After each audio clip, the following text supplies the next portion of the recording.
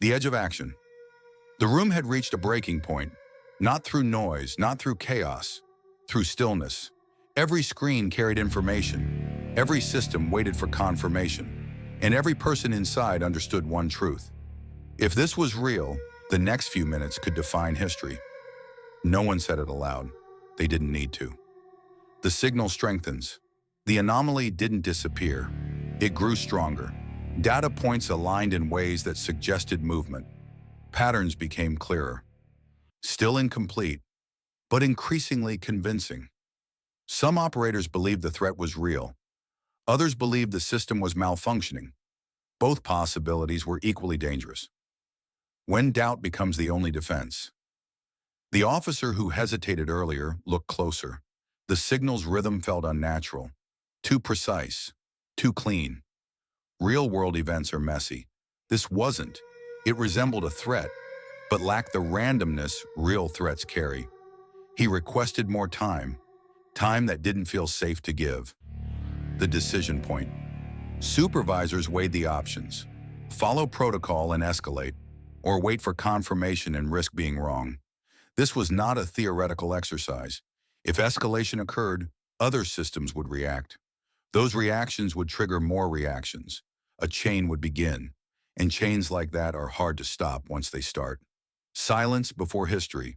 For a moment, nothing happened. No alarms, no commands. Just observation. The officer watched the data continue. Patterns appeared, then disappeared, then reappeared again. That inconsistency mattered, because true threats don't flicker. They advance. The signal breaks. Suddenly, the anomaly shifted. Its structure changed. Its pattern fractured. Data that once aligned began contradicting itself. This was the clearest sign yet. The system wasn't detecting a threat. It was generating noise. The truth emerges. Engineers trace the origin. A rare interaction between system inputs had created a false pattern, not a simple glitch, a complex anomaly, one that imitated a real scenario closely enough to fool detection layers. The system hadn't failed. It had behaved exactly as designed, just under conditions no one had anticipated. What almost happened if escalation had occurred?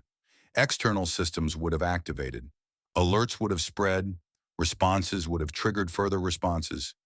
The world outside the facility might have reacted to something that didn't exist. And once reactions begin, reversing them becomes difficult. That's how crises are born. Not always from intent, but from misunderstanding. Why the incident was classified after the anomaly was contained, the room exhaled. But relief was brief, because a new realization emerged. The system had nearly triggered a global response. Not through attack, not through sabotage, through coincidence. That truth was dangerous. It exposed vulnerability, and vulnerabilities at that scale are rarely shared publicly. So the incident was documented, analyzed, then sealed, classified. The report that disappeared internal investigations followed. Experts reconstructed the sequence.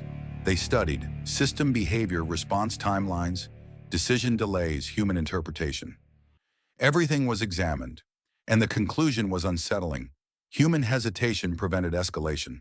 Not automation, not design, judgment, the choice to wait. The lesson systems couldn't learn afterward. Procedures were adjusted. Safeguards strengthened, cross-verification improved. But one thing couldn't be engineered: human intuition. The ability to sense when something feels wrong. The willingness to pause, even when systems recommend action. That cannot be programmed, it must be practiced. History without headlines. Outside that facility, the world remained unaware. People went to work, children went to school, cities functioned. No one knew how close events had come to shifting, and that is how many of history's most dangerous moments pass. Silently, without recognition. The fragility of control. Modern civilization depends on systems, monitoring systems, communication systems, decision systems. We trust them because we must. But moments like this reveal something uncomfortable. Control is not absolute. Stability is not guaranteed. And the margin between safety and disaster can be thinner than anyone realizes. The role of fear. Fear pushes decisions, it compresses time, it narrows focus. In this incident, fear could have accelerated action, but restraint slowed it down, and slowing down created space for truth to appear. That is the paradox. Sometimes the safest action is no action at all. Technology calculates. Humans interpret, and interpretation carries responsibility. The officer who hesitated did not save the world in a dramatic way. There was no heroic speech, no final countdown, just doubt, a small pause, a decision not to react immediately, and that was enough. How close the world came. There is no exact number, no measurable distance. Question for you. If you were in that room, would you react immediately or wait for confirmation? Thank you for watching. Subscribe to this channel for content like this.